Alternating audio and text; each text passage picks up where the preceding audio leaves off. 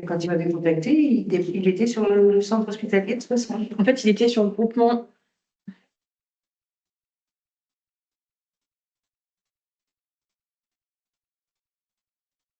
Alors, bonjour à tous, on va pouvoir commencer. Donc, bienvenue pour ce webinaire donc, sur la thématique des directives anticipées, donc avoir le droit de rédiger ces directives anticipées. Donc, en partenariat du coup avec le docteur Birqui, qui est avec nous aujourd'hui et qu'on remercie grandement pour sa présence. Juste avant de démarrer, petite consigne. Merci de couper vos micros, de laisser vos caméras allumées. L'idée, voilà, c'est qu'on parle à des visages et non à des écrans noirs, mais de couper vos micros pour éviter les interférences. Si vous souhaitez prendre la parole, vous avez la petite main levée qui vous permet du coup de nous indiquer que vous souhaitez poser une question, ou vous pouvez du coup inscrire vos questions dans la discussion en ligne.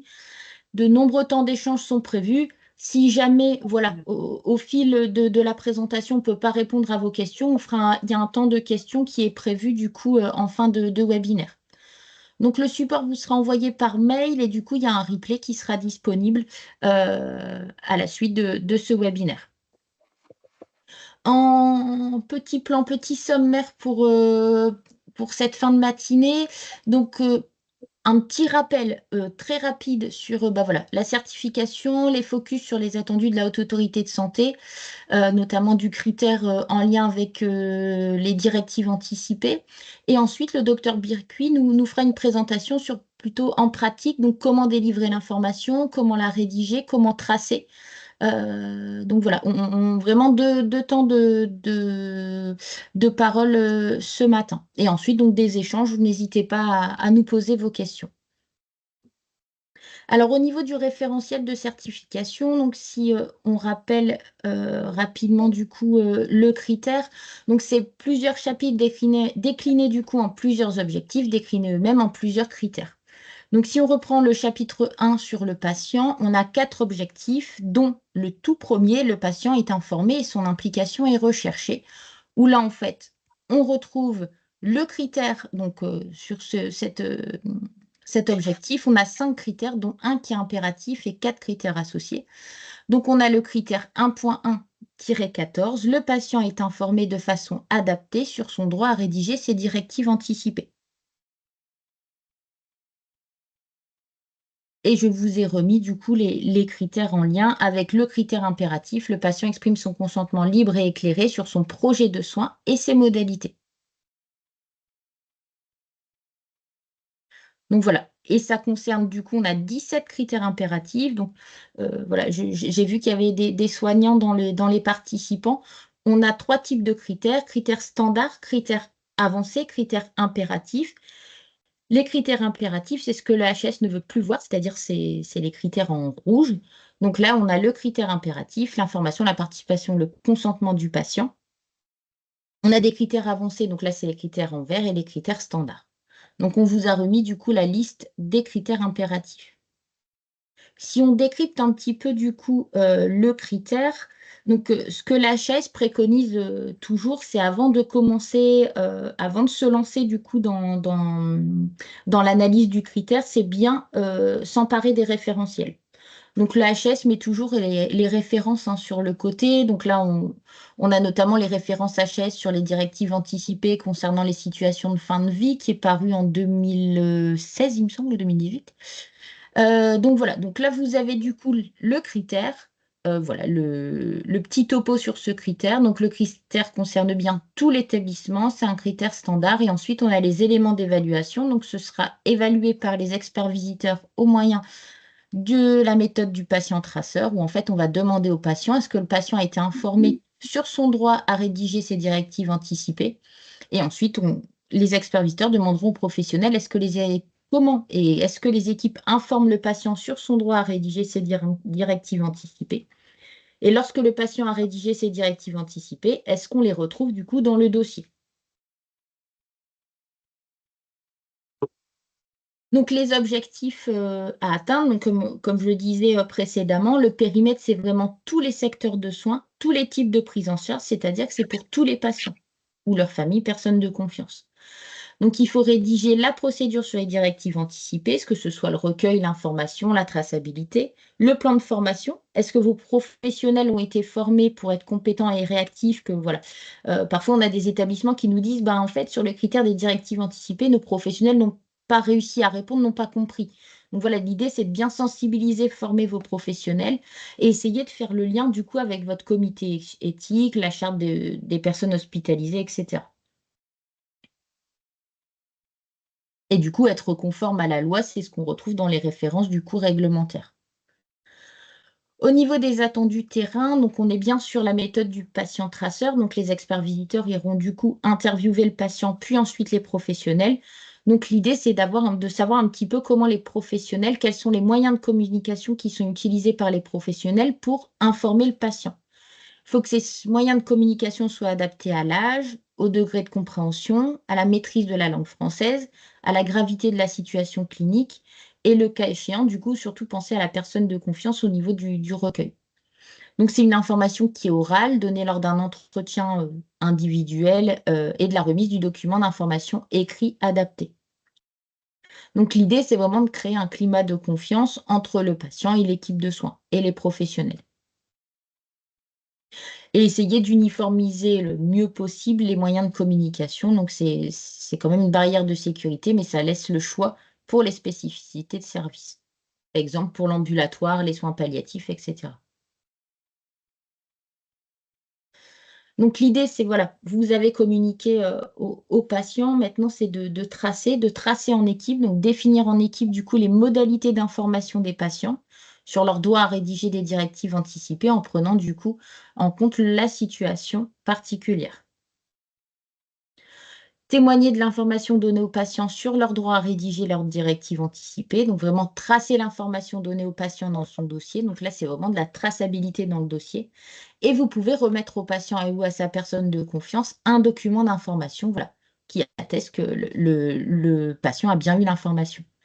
Sensibiliser, former les nouveaux arrivants. C'est ce qu'on disait tout à l'heure, que pour que voilà, les professionnels soient aguerris et puis sachent répondre du coup aux questions qui peuvent être posées du coup par les usagers. Et l'interopérabilité et la traçabilité dans le dossier patient, donc vraiment retrouver la donnée. Voilà, si les experts vous demandent, voilà, est-ce que vous avez tracé, l'idée c'est d'aller retrouver la donnée assez rapidement. On a parlé des directives anticipées.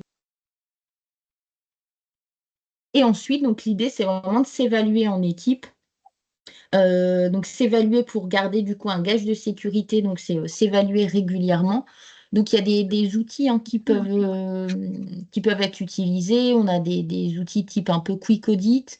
On peut désigner un référent. On a les IQSS, les audits patients traceurs, discuter en équipe pour agir, corriger, des audits de supervision. Et ensuite, s'il y a un événement indésirable, surtout en équipe, débriefer, faire du retour d'expérience. Si vous souhaitez aller plus loin, donc là, c'est vraiment pour poser les bases un petit peu, puis voilà, remettre un petit peu dans le contexte, voilà, les attendus de la Haute Autorité de Santé. Si vous souhaitez aller plus loin, il y a notre partenaire France Asso Santé qui réalise des fiches pratiques droits des malades. Donc, il y a des fiches pratiques très intéressantes. Je vous ai remis le lien dans le PowerPoint. On a le droit à l'information sur les soins, le consentement aux soins, la personne de confiance, la fin de vie et les directives anticipées. Donc, ça, c'est des fiches que vous pouvez peut-être aller consulter puis utiliser soit pour vos équipes ou pour vos usagers. Ensuite, on a les fiches FORAP et ensuite pour le secteur médico-social, c'est un peu les mêmes attendus du coup dans le référentiel. On a le critère 2.2, les professionnels respectent la dignité et l'intégrité de la personne accompagnée. Et le critère 2.2.3, les professionnels respectent la vie privée et l'intimité de la personne accompagnée avec des focus du coup sur les directives anticipées. Et donc là, je vous ai remis du coup toutes les ressources. Donc voilà, si vous souhaitez aller un petit peu plus loin, tous les supports mis en ligne par la Haute Autorité de Santé avec le diaporama de la HAS, les documents, le manuel de certification, les fiches pédagogiques qui peuvent également vous aider, l'outil d'appropriation du référentiel et voilà. Et ensuite, si vous souhaitez avoir nos documents, ils sont disponibles sur notre site internet. Donc, c'est des documents soit de nos groupes de travail, soit de nos échanges avec la HAS, soit voilà, d'expériences et de travaux précédents. Est-ce que vous avez des questions sur la partie certification? Donc, c'est vrai que j'ai été un peu vite parce que voilà, je pense que vous connaissez un petit peu le socle, enfin le socle de la certification au niveau des directives anticipées.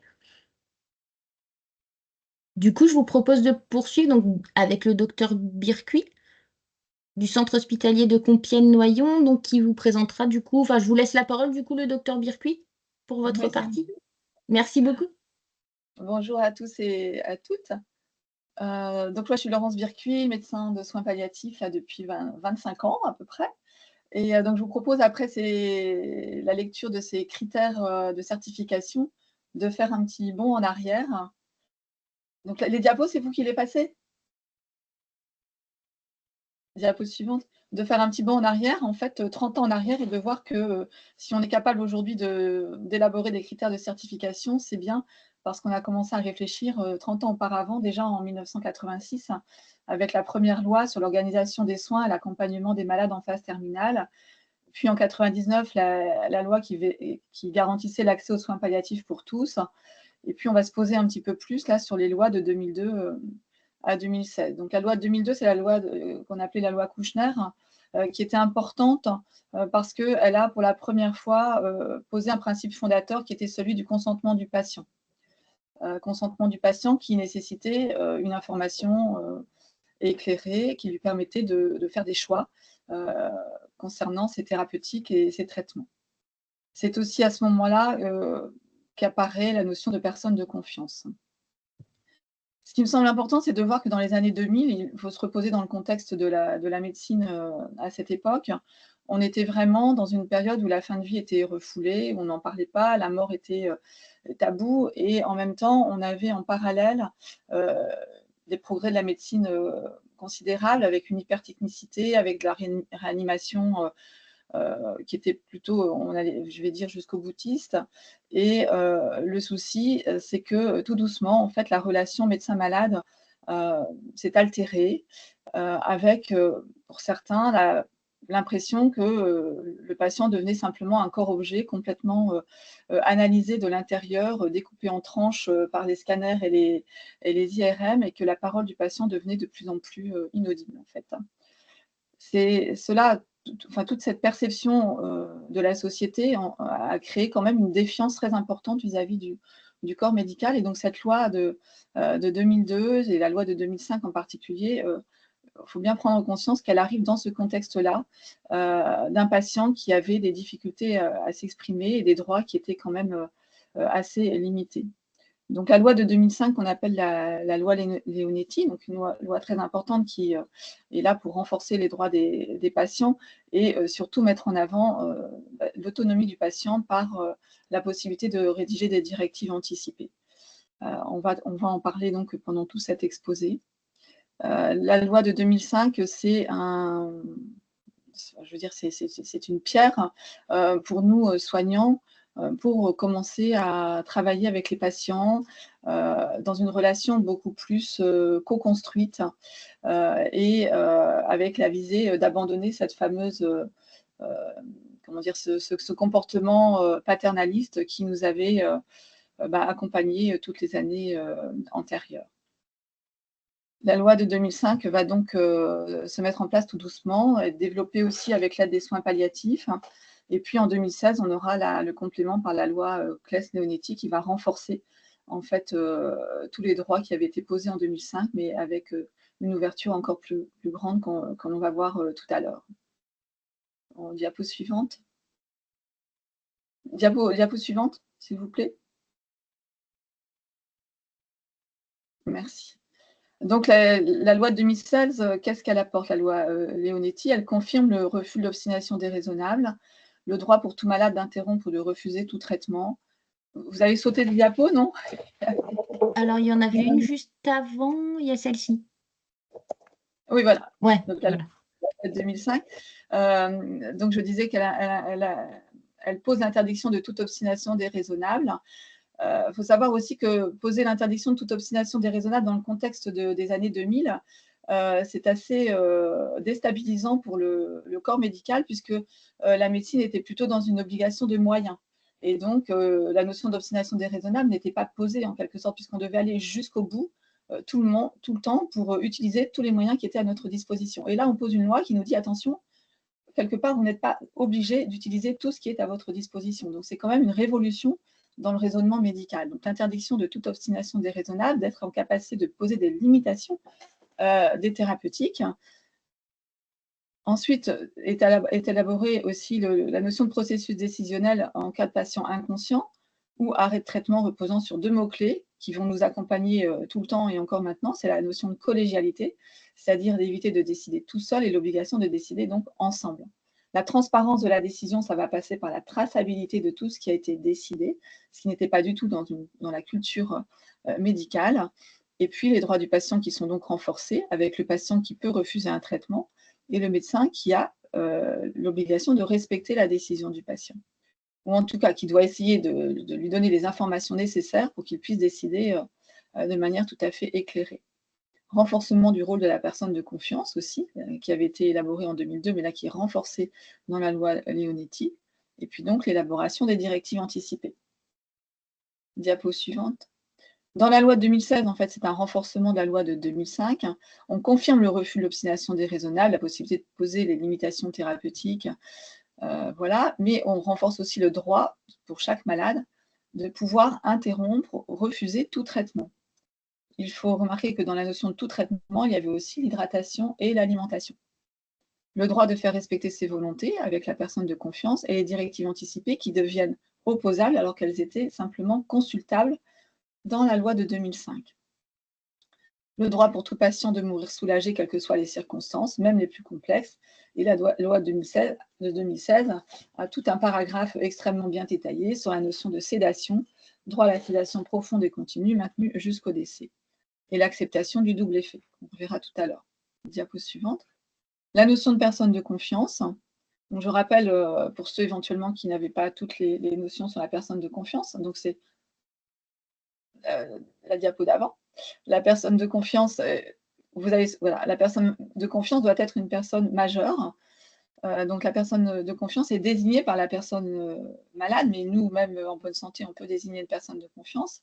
Ce sera donc une personne qui pourra nous représenter au cas où nous serions hors d'état d'exprimer notre volonté et de recevoir les informations nécessaires. Elle rend compte de la volonté de la personne, son témoignage prévaut sur tout autre témoignage, et cette désignation est faite par écrit et co-signée par la personne désignée. Elle est révisable et révocable à tout moment. La personne de confiance, elle peut accompagner le patient dans ses démarches, elle assiste aux entretiens médicaux afin de l'aider dans ses décisions. Il faut bien comprendre que la personne de confiance n'est pas forcément la personne avec laquelle vous vivez et avec laquelle vous vous entendez le mieux, votre conjoint par exemple, ou un bon ami. Ça peut être votre médecin traitant, ça peut être votre meilleur ami, en tout cas la personne qui sera peut-être la plus apte à avoir un discernement pour vous représenter et représenter vos choix. La personne de confiance, elle n'exprime pas du tout son propre avis. Elle est là pour parler à votre place en fonction de tout ce qu'elle connaît de votre histoire de vie et surtout de tout ce que vous lui avez confié, de tout ce que vous lui avez dit sur vos souhaits et vos désirs. La personne de confiance, elle est désignée lors de l'hospitalisation, pour la durée de l'hospitalisation, à moins que le patient n'en dispose autrement, c'est-à-dire que le patient peut aussi dire « je désigne ma personne de confiance et c'est elle jusqu'à preuve du contraire ». Et ça perdurera quand il sera chez lui ou avec son médecin traitant. Dans le cadre du suivi en ville, donc le médecin traitant aussi s'assure de savoir s'il y a une personne de confiance. Et si le patient n'en a pas, c'est intéressant de lui dire qu'il peut en désigner une. Si le patient est sous tutelle, on peut demander au juge ou au conseil de famille, là, il faut faire attention à la différence entre tutelle au bien ou tutelle à la personne. Si c'est une tutelle à la personne, en fait, tout doit passer par le juge des tutelles. Diapo suivante. Donc, pour rédiger cette directive anticipée, là, je reprends le cadre de la loi et après, on verra au niveau pratique comment cela se passe dans la réalité. En fait, toute personne majeure peut rédiger des directives anticipées pour le cas donc, où elle serait hors d'état d'exprimer sa volonté.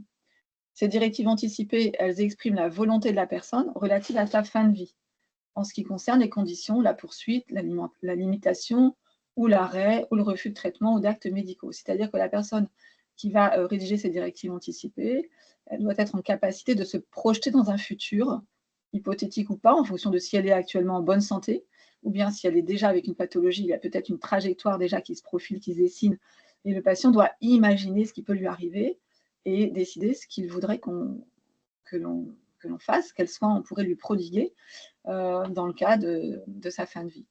Ces directives anticipées, elles sont révisables et révocables à tout moment. Effectivement, quand il les écrit, il peut les changer quand il veut.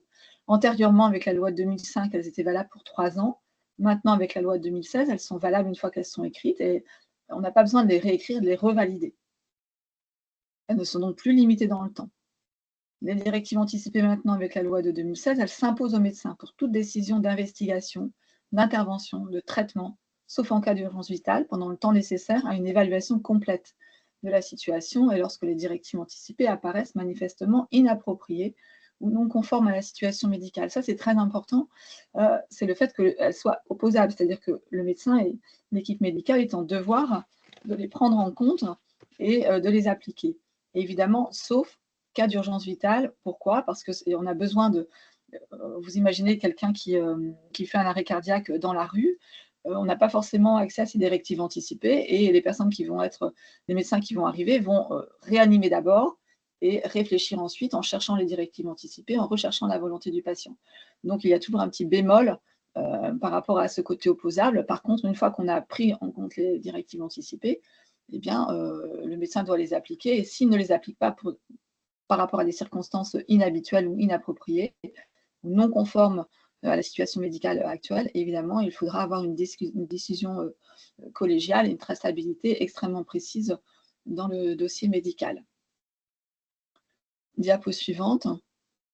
Attention, ça c'est fondamental, la rédaction des directives anticipées n'est pas une obligation pour le patient.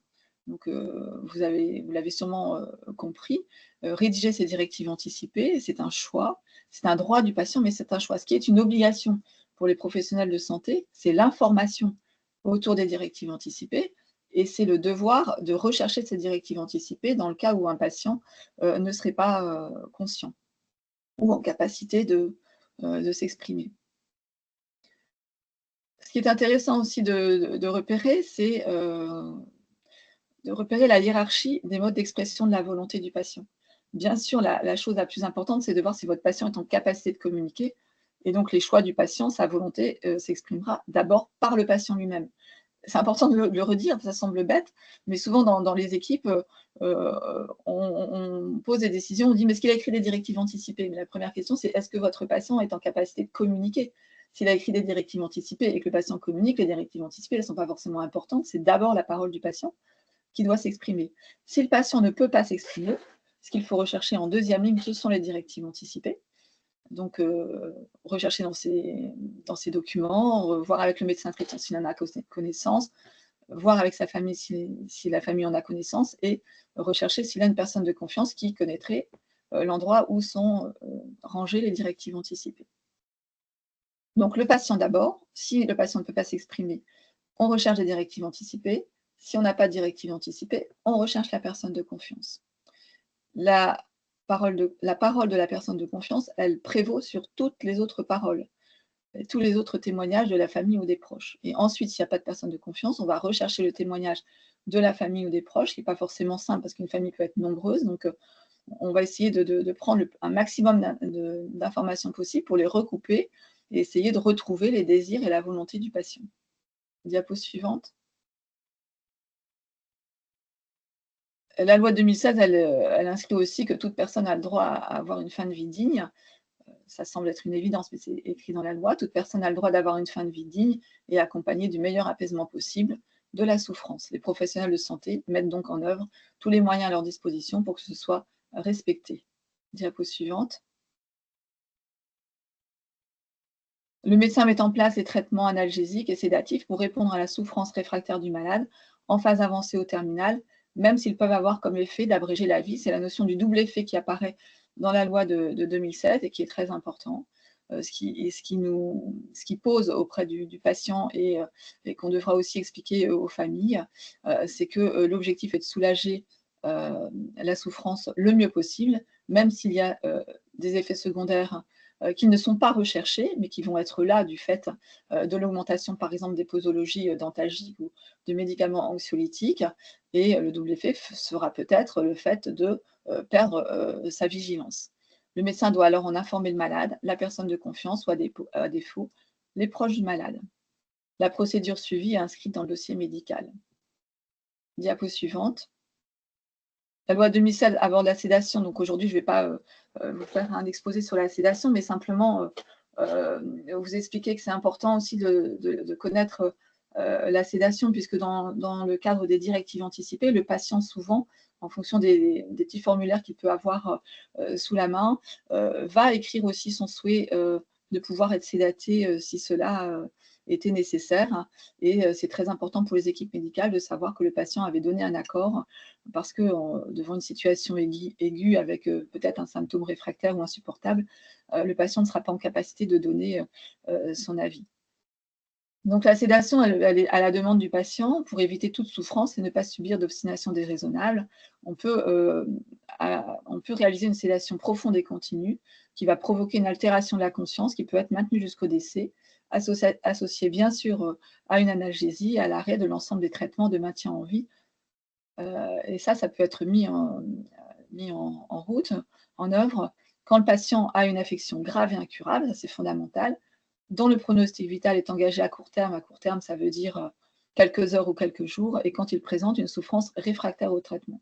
Le mot souffrance réfractaire est fondamental, c'est-à-dire que si on engage une sédation profonde et continue maintenue jusqu'au décès, ça veut dire que l'équipe soignante, l'équipe médicale a tout essayé en termes de moyens à sa disposition pour soulager la souffrance physique comme la souffrance morale.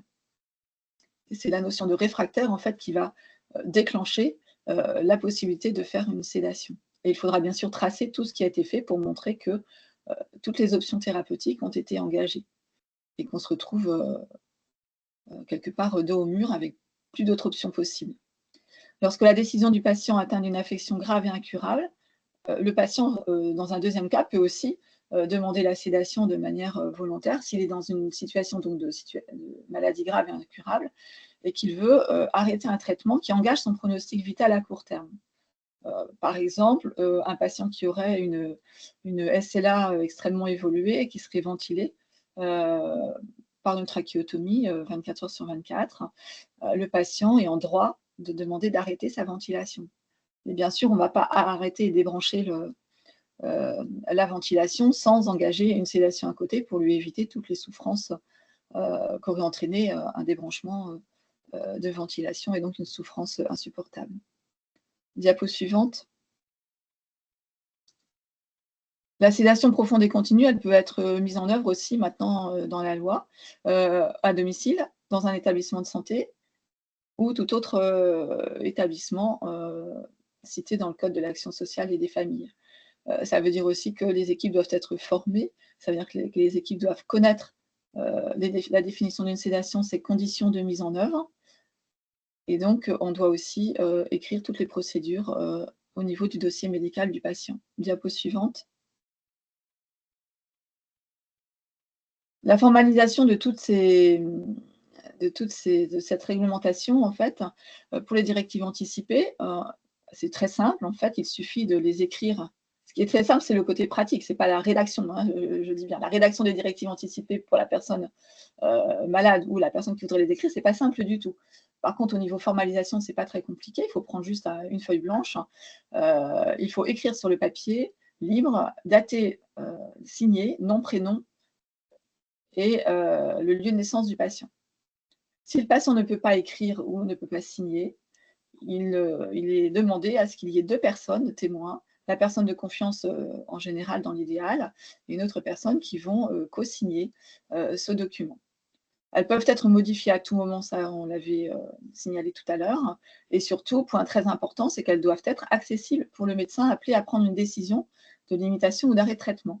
On a des patients qui vont écrire leur directive anticipée et qui vont bien les mettre dans un petit tiroir caché dans la chambre ou dans un placard avec les documents, mais pas forcément accessibles à la famille ou au médecin traitant. Donc, toujours dire de bien les mettre dans un endroit visible, en tout cas le signaler à sa personne de confiance ou à son proche ou à son médecin traitant. Ensuite, quand il y a une procédure collégiale suite à une décision médicale pour un patient qui n'est pas en capacité de s'exprimer, eh bien, tout doit être fait selon une procédure collégiale. Le patient est hors d'état d'exprimer sa volonté. La décision prise par le médecin doit être prise après concertation avec l'équipe de soins. L'équipe de soins, c'est l'équipe globale, hein, c'est-à-dire médecin, infirmière, aide-soignante, toute personne qui a accès à la prise en soin du patient quand cette équipe existe, et avec l'avis aussi d'un médecin appelé en qualité de consultant. Il est précisé aussi dans la loi qu'il ne doit pas y avoir de lien de nature hiérarchique entre les deux praticiens, afin que les praticiens aient une totale liberté de réflexion. Alors, ce côté absence de lien hiérarchique dans les équipes, ce n'est pas toujours évident parce qu'on n'a pas toujours la capacité dans l'instant d'aller chercher un praticien ou un collègue médecin si on est en ville qui soit à l'extérieur. Mais en tout cas, c'est ce qui est demandé par la loi.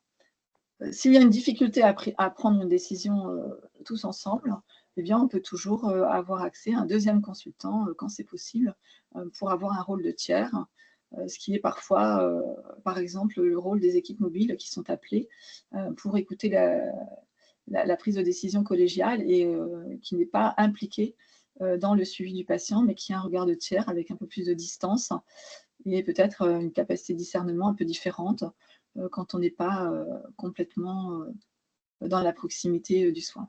Diapo suivante. Alors, si on passe aux réalités de terrain, qu'est-ce qui se passe en fait? Plus de 700 000 personnes vivent actuellement dans les établissements d'hébergement pour personnes âgées. Ça, c'était les statistiques de 2017, donc elles ont encore augmenté. C'est en constante augmentation. L'âge médian des personnes hébergées dans les EHPAD, on fait un focus un peu sur les EHPAD, est supérieur à 87 ans. Plus de la moitié ont un niveau de dépendance fort. Et en France, on estime qu'il y a plus de 900 000 personnes qui sont atteintes de la maladie d'Alzheimer ou maladie apparentée. L'espérance de vie aujourd'hui est de 89 ans pour les femmes, 79 ans pour les hommes. Et chaque année, les décès des résidents d'EHPAD représentent un quart des décès en France, soit 150 000 personnes. Près de 60% des personnes décèdent à l'hôpital. Diapo suivante. Les causes des décès principales sont le cancer, les maladies cardiovasculaires, les maladies du système nerveux avec les maladies neurodégénératives. Alors, j'ai fait un petit focus sur une étude qui a été faite, un sondage BVA là, en 2018, sur les directives anticipées. Et on voit dans cette enquête, diapo suivante, que 59% des Français connaissent la loi Leonetti, contre 60% en 2018. Les Français connaissent les directives anticipées, mais à 40% seulement. Et on voit aussi que l'information qui passe, elle passe surtout par les médias et par l'entourage. Et curieusement, pas spécialement par le corps soignant. La rédaction ou l'intention de rédiger des directives anticipées, elle évolue très légèrement, de 13%. Ça, c'était en 2018. Là, le dernier sondage que j'ai vu, on est arrivé à 2021 à 18% de rédaction des directives anticipées. Et 34% des personnes ont prévu de le faire. La rédaction des directives anticipées est le plus souvent faite chez les personnes de plus de 75 ans ou plus, ou les personnes en mauvaise santé. L'exposition à la question des directives anticipées, en fait, est peu fréquente quand on interroge le grand public. C'est assez rare que les gens en discutent entre eux. Et quand on regarde quand est-ce que les personnes abordent ce sujet, effectivement, c'est d'abord en famille, avec des amis, mais ce n'est pas du tout avec le corps soignant. C'est assez curieux. Diapo suivante. Si on fait un focus au niveau des EHPAD, on voit qu'au niveau des responsables des EHPAD, 97% des responsables savent qu'il existe une loi sur la fin de vie et 100% que la loi a introduit des directives anticipées. 88% des personnes savent précisément de quoi il s'agit et 75% des responsables d'EHPAD déclarent que le dispositif des directives anticipées est présenté aux résidents de façon systématique par le directeur d'EHPAD, le psychologue ou le médecin coordonnateur ou un soignant ou le médecin traitant. En fait, le trinôme de tête qui arrive dans l'enquête, c'est souvent le responsable de l'EHPAD, le psychologue et le médecin. Mais par contre, l'organisation de la récupération des directives anticipées n'est pas systématisée et varie selon les établissements. Les familles ne sont pas forcément présentes quand on parle des directives anticipées. Et les échanges sur les directives anticipées ne sont pas forcément accompagnés d'une rédaction. Ça, c'est ce qu'on voit aussi de manière générale dans les EHPAD comme au niveau des établissements hospitaliers. Ce qui est intéressant aussi, c'est ce qu'on voit dans l'enquête, c'est que chaque EHPAD, en fait, fait un peu crée sa façon en fait d'aborder les directives anticipées. Certaines EHPAD abordent les directives anticipées avant l'entrée en EHPAD de la personne hébergée. D'autres le font tout de suite à l'entrée. D'autres le font une semaine après, ou d'autres, au contraire, laissent 15 jours à 3 semaines afin que le résident puisse s'installer tranquillement avec sa famille et ensuite aborde les directives anticipées. Donc, il n'y a pas de stratégie uniforme par rapport aux rédactions des directives anticipées. 74% des EHPAD estiment que le sujet des directives anticipées est un sujet prioritaire qui fait partie de leur politique d'EHPAD afin de mieux respecter les souhaits des résidents, mais aussi de savoir quoi décider lors d'une complication médicale ou situation de fin de vie. Diapo suivante. Donc là, ce que je vous disais tout à l'heure, vous voyez le moment opportun pour le recueil des directives anticipées, eh bien, entre l'arrivée ou beaucoup plus tard, eh bien, chaque EHPAD choisit un petit peu ce qu'il souhaite. Alors, vous voyez aussi qu'au niveau des difficultés rencontrées, citées par les praticiens disent en général que ce n'est pas facile de rédiger les directives anticipées parce que les résidents ont des troubles cognitifs, parce qu'ils sont fatigués avec des altérations d'état général, parce qu'on trouve des difficultés de communication, des troubles du comportement, une anxiété-dépression, un isolement social. Ce qui fait que les praticiens ne sont pas forcément très motivés, en fait, on va dire ça simplement, pour participer à la rédaction des directives anticipées. Diapo suivante. Et puis aussi, quand on se centre sur ce qui pourrait freiner les praticiens pour rédiger les directives anticipées, ben, ils évoquent le manque de temps, la gêne pour aborder le sujet, la peur de choquer le patient. Alors ça, c'est assez intéressant parce que là, on est encore dans quelque chose de l'ordre de la communication, des représentations autour de la fin de vie, alors qu'on est au sein des EHPAD, avec des personnes âgées qui ont déjà, pour la plupart, pensé à leur fin de vie, ou imaginé, ou qui ont déjà des représentations autour de la fin de vie, en lien aussi avec tout ce que les personnes âgées ont déjà vécu, hein, la perte de leurs proches, des événements de vie assez parfois traumatisants et qui ont une expérience conséquente. Donc la gêne pour aborder le sujet ou peur de choquer le patient est assez interpellante. Il existe aussi des difficultés de prise de décision en l'absence de directives anticipées, ça c'est souligné par les médecins. Est-ce que ça vous gêne s'il n'y a pas de directive anticipée? Les médecins vous répondent oui, dans 31% des cas dans cette enquête auprès des EHPAD, et 50% des médecins vous répondent que non, en fait, s'il n'y a pas de directive anticipée, ben, ça ne gêne pas la prise de décision, ce qui est assez curieux. Est-ce qu'on est encore dans ce modèle paternaliste du médecin qui décide et qui sait tout ce qui est bon pour le patient? Ensuite, est-ce que le médecin assiste à la rédaction des directives anticipées? Eh bien non, dans 68% des cas. Diapo suivante. Est-ce que la loi Leonetti est connue par les praticiens? Oui. Est-ce que la loi Claes-Leonetti est connue un petit peu moins que la loi Leonetti? Est-ce que le médecin connaît l'obligation d'informer le patient sur les directives anticipées? Oui. Est-ce que le médecin pense qu'il y a une obligation du recueil des directives anticipées? Oui. En fait, il y a beaucoup d'erreurs d'interprétation, de lecture plutôt de la loi, avec beaucoup de praticiens qui pensent qu'il y a une obligation du recueil des directives anticipées, en fait. On n'est pas obligé de les faire écrire, mais on doit informer le patient. Et la traçabilité d'entretien est obligatoire. Une chose qui est importante aussi, qui a été signalée dans le rapport SICAR autour de la fin de vie, c'est le manque de formation des soignants autour des soins palliatifs et autour des directives anticipées, qui peut aussi donc amener à cette peur d'aborder le sujet des directives anticipées qui, quand on aborde le sujet des directives anticipées, fatalement, va nous faire aborder la question de la fin de vie, de comment ça va se passer, des peurs du patient, ses craintes, etc. Ce qui demande une capacité d'écoute particulière et puis de possibilité aussi d'entendre toutes ces questions et de les évoquer dans une relation très, une forme d'intimité pour aborder ces sujets-là avec le patient. En tout cas, une relation en vérité. Proposition d'amélioration pour la connaissance de ces directives anticipées.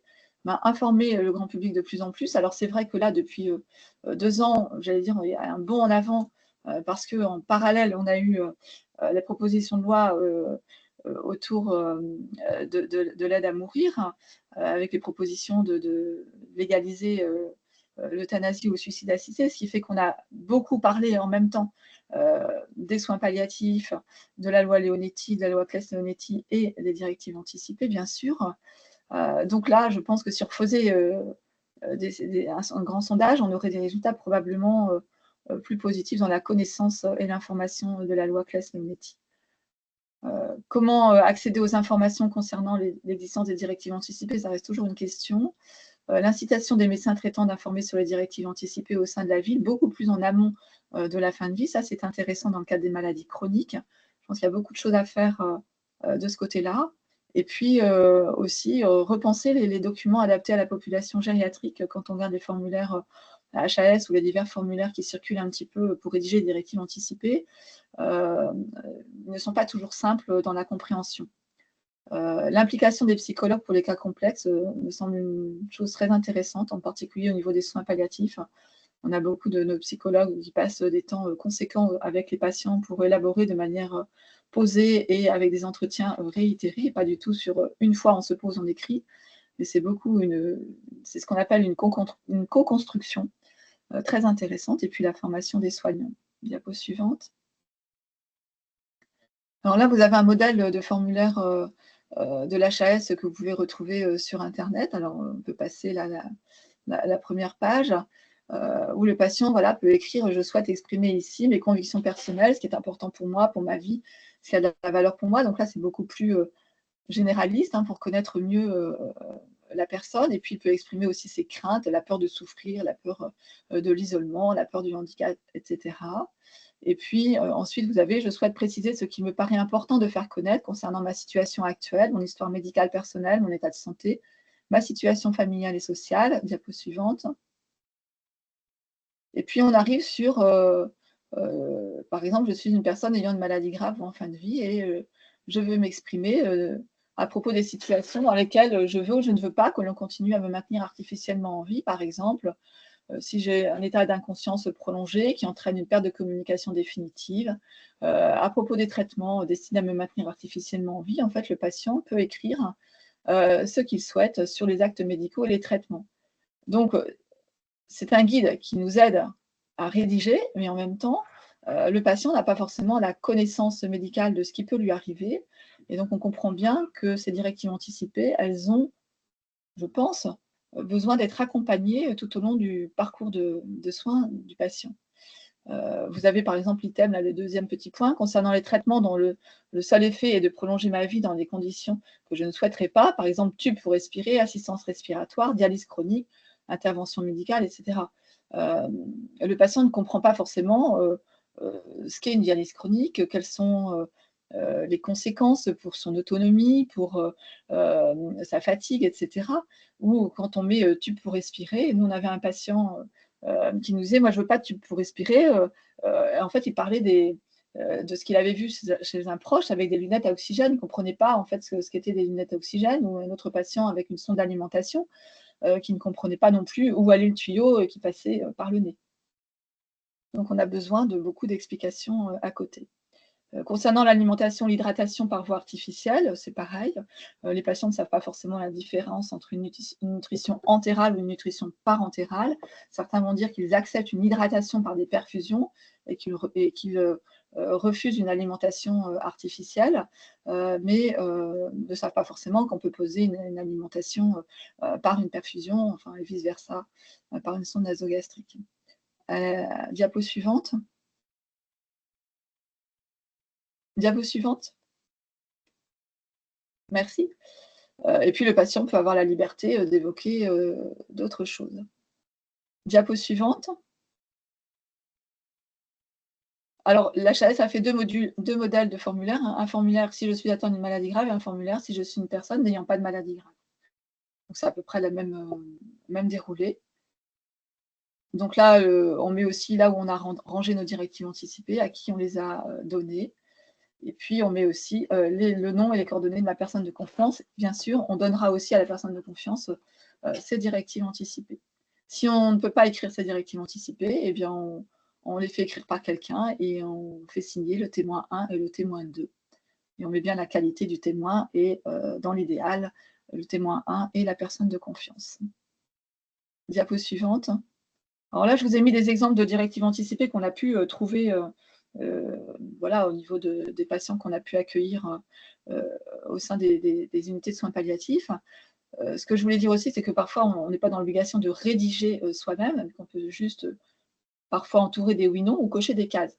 Mais vous allez voir la complexité de pouvoir aussi analyser ce genre de documents. Donc là, vous avez un patient qui met respiration artificielle, une machine qui remplace et qui aide ma respiration.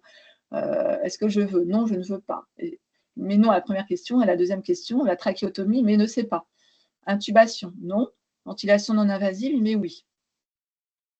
Alors qu'il met qu'il ne veut pas de respiration artificielle, il ne sait pas pour la trachéotomie. Réanimation cardio-respiratoire, il n'en veut pas. Alimentation artificielle, il en veut bien. La réhydratation par une sonde placée dans le tube digestif, il n'en veut pas. Donc en fait, il ne veut pas être réhydraté et il veut bien une réhydratation par perfusion sous-cutanée ou intraveineuse. Ré artificielle, il n'en veut pas. Diapo suivante. Transfert vers un service de réanimation, il ne veut pas. Transfusion, il ne veut pas. Opération chirurgicale, non. Radiothérapie, non. Chimiothérapie, non. Médicaments visant à prolonger sa vie, non. Et il met qu'il veut bien être soulagé par la morphine pour pallier à toutes ses souffrances.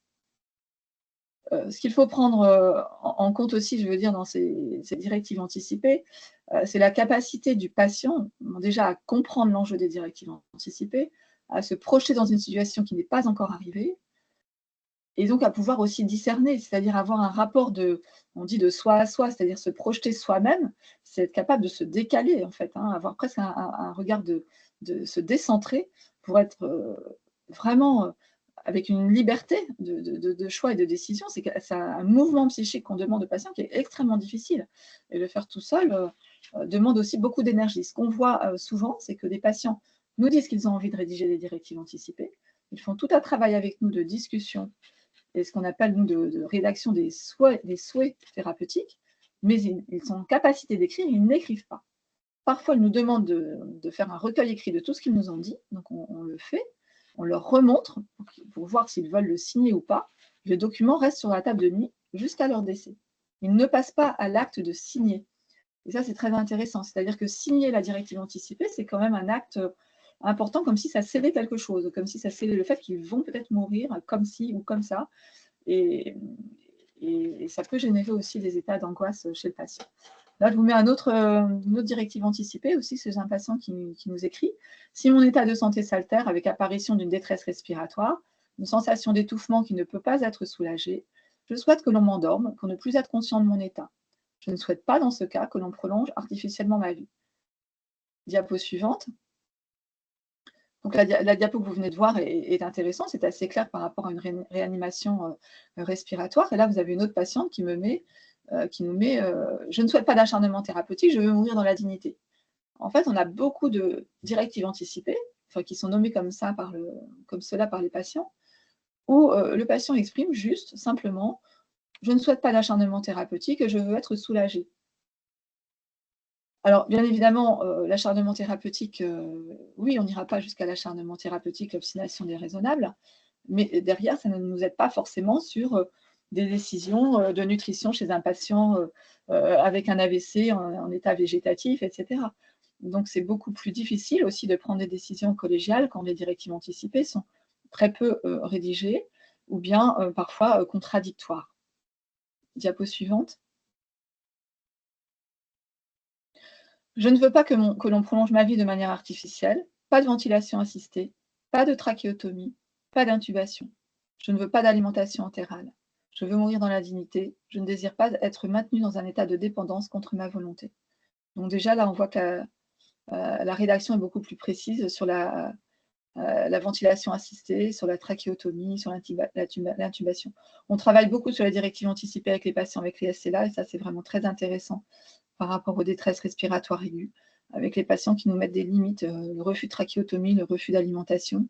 Et on peut avancer avec eux pendant tout le parcours de la maladie et bien évidemment en amont de la phase terminale, parfois très vite après l'annonce du diagnostic, en fonction des patients, bien sûr, en s'adaptant à sa temporalité. Diapo suivante. Et du coup, docteur Bircuit, je me permets de vous poser une question. Du coup, il vaut mieux demander aux patients d'être précis, en fait.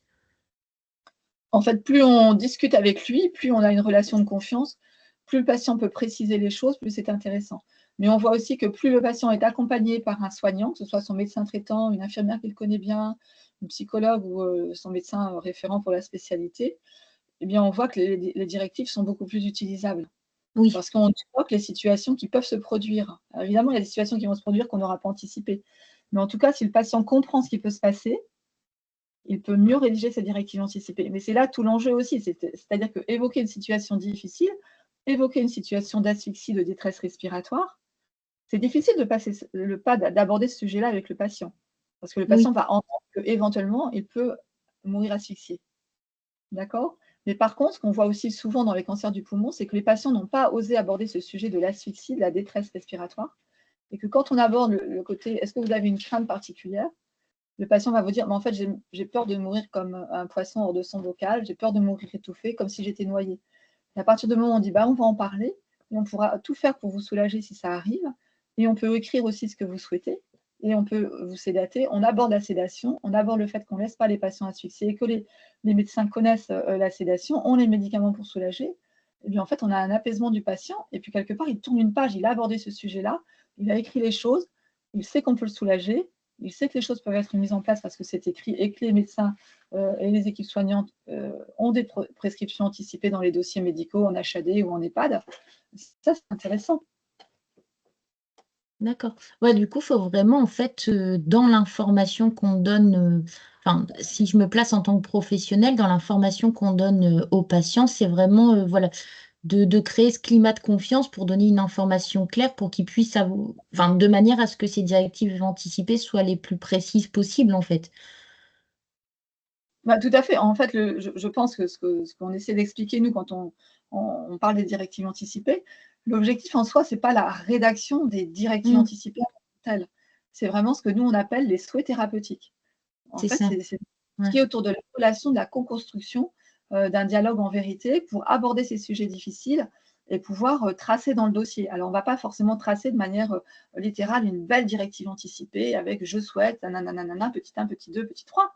Mais à chaque fois qu'on peut, dans la relation, qu'on soit infirmier, qu'on soit médecin, psychologue, aide-soignant, on entend la parole du patient, il nous dit quelque chose à un moment, à un instant T, eh bien, on peut le faire reformuler avec le patient, aller plus loin, et en tout cas, on va tracer dans le dossier.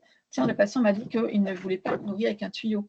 Tiens, il ne voulait pas ci, il ne voulait pas ça. Et tout doucement, au fur et à mesure d'une hospitalisation ou de plusieurs séjours en hôpitaux de jour ou de visites à domicile dans le cadre d'une HAD, eh bien, on va construire ensemble autour des souhaits thérapeutiques du patient. Et ça, c'est tout à fait passionnant, en fait. Mmh. Merci.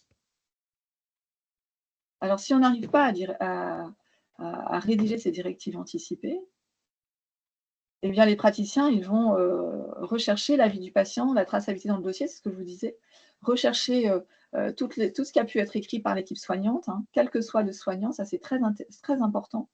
Retrouver sa parole, retrouver ce qu'il a pu énoncer, rechercher l'avis de la personne de confiance, qu'est-ce qu'elle avait entendu, qu'est-ce qu'elle avait partagé, les discussions avec l'entourage du patient, les discussions multidisciplinaires qui ont pu avoir lieu, et on va évoquer à ce moment-là la procédure collégiale. Diapo suivante. Alors, on avait travaillé en équipe aussi autour de tout ce qu'on pouvait repérer au sein des unités, en particulier aussi dans les USP ou dans les EHPAD, c'est-à-dire toutes les petites phrases, j'allais dire, qui allaient allumer des warnings. Des phrases toutes simples avec les patients qui vont vous dire, je vais vous les lire hein, tout simplement, mais ça vient vraiment de ce qu'on a noté dans nos dossiers quand on a fait cette petite les patients qui vont vous dire, j'ai fait mon chemin, j'ai bien vécu, j'ai eu une belle vie, c'est bien. Je voudrais rejoindre mon mari, ma fille. Je voudrais partir, je voudrais mourir en dormant. Je voudrais partir comme mon ami. Je voudrais partir, c'est le moment de partir. Ça suffit, c'est trop, laissez-moi tranquille. Que fait le Seigneur? Pourquoi Dieu ne me rappelle pas? Pourquoi il ne m'entend pas? Pourquoi suis-je encore ici? À quoi ça sert? Je ne veux pas d'acharnement, je ne veux pas être animée. Je ne voudrais pas mourir comme mon frère. Je ne voudrais pas de tuyau comme le voisin d'à côté. Je ne voudrais pas être comme cela, comme une plante, comme un légume. Je ne veux plus me battre, je n'ai plus envie. Je ne veux pas aller plus loin, ça suffit.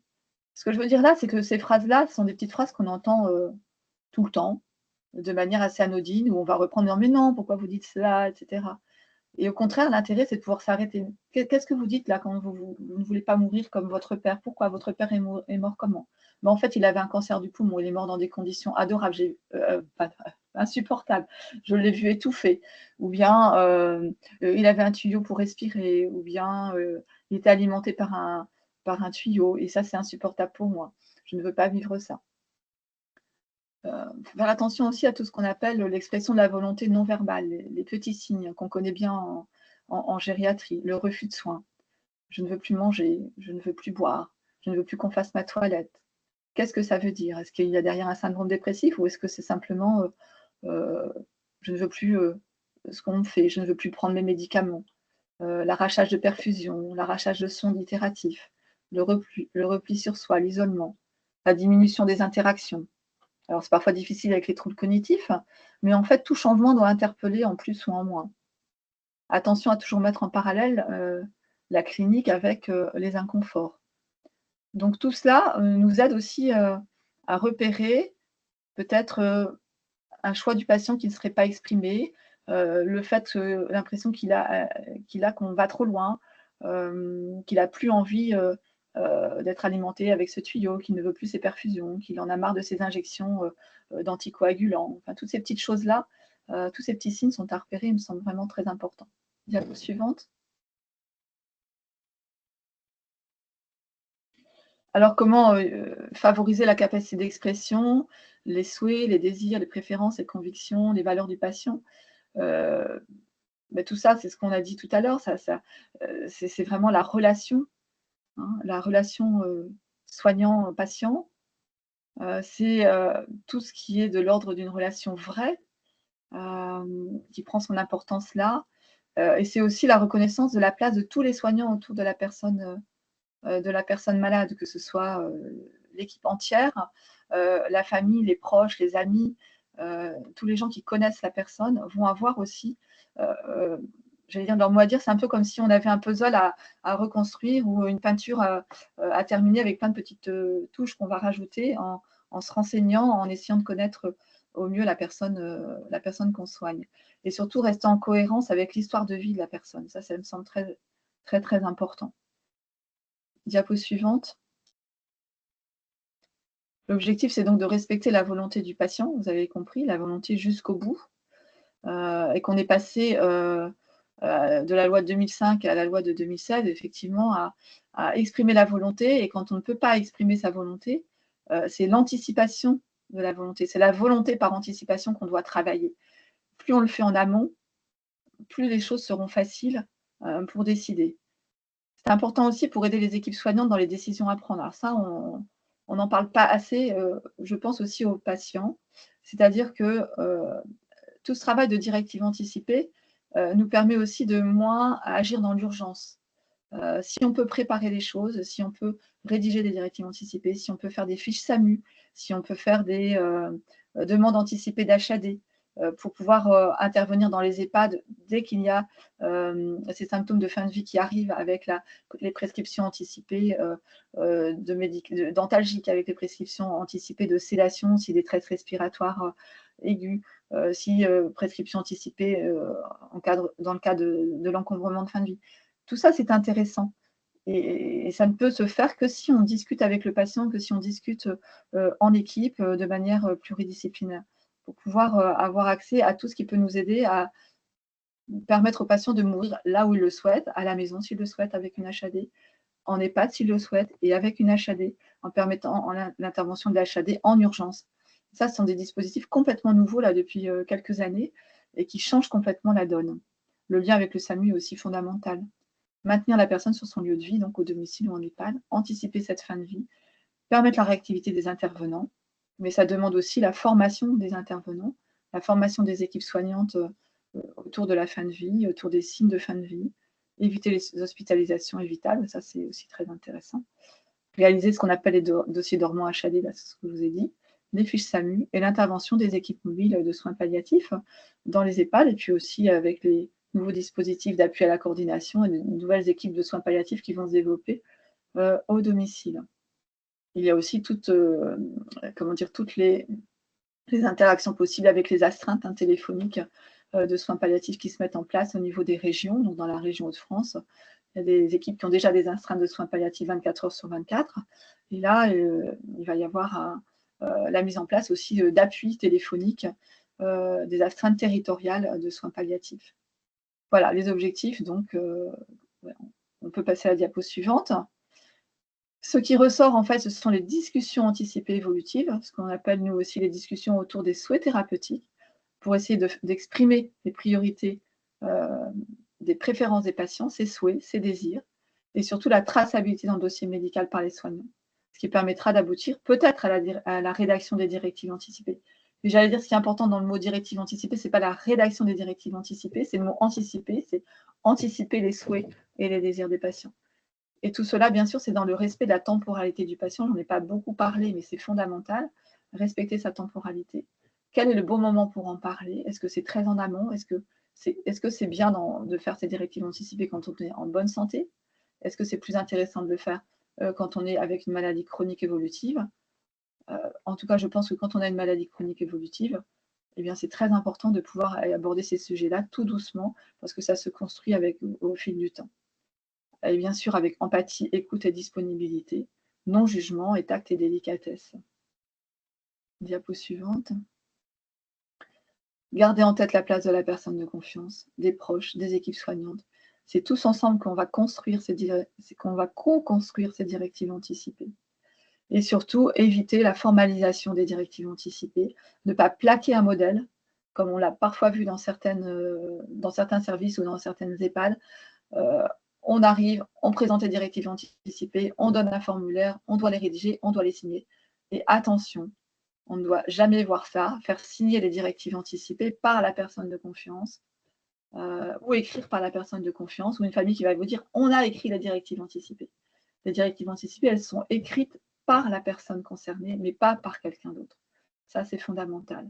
Donc, on ne doit pas figer la personne malade à ces directives anticipées. Attention, attention à la normativité et à la formalisation. Voilà, diapo suivante. Donc, l'objectif, c'est bien de soulager toujours les douleurs, les symptômes, soulager aussi les troubles cognitivo-comportementaux, avoir toujours une réflexion éthique dans cette démarche de directive anticipée. C'est une réflexion éthique de savoir quand est-ce qu'on les présente, comment on les présente, par qui, quelle relation on met en place, quelle discussion on met en place, et toujours rester dans un équilibre entre les extrêmes. Bien sûr, l'obstination déraisonnable d'un côté, non. La non-assistance ou l'abandon thérapeutique, non. Les directives anticipées, oui, on essaie d'avancer dans ce travail, mais on reste toujours dans une relation qu'on ne quitte pas avec le patient. Diapo suivante. On respecte les principes éthiques, toujours, autour des principes d'autonomie, de bienfaisance, de non-malfaisance, de justice. Diapo suivante. Voilà, je vous ai mis une petite biographie. Et en fait, on peut garder un temps de discussion si vous le souhaitez, avec des questions. Si j'ai été trop vite, je peux repartir en arrière sans aucun problème. Merci beaucoup, Dr Bircuit. Je ne sais pas s'il y a des questions. N'hésitez pas. Alors, j'ai une question.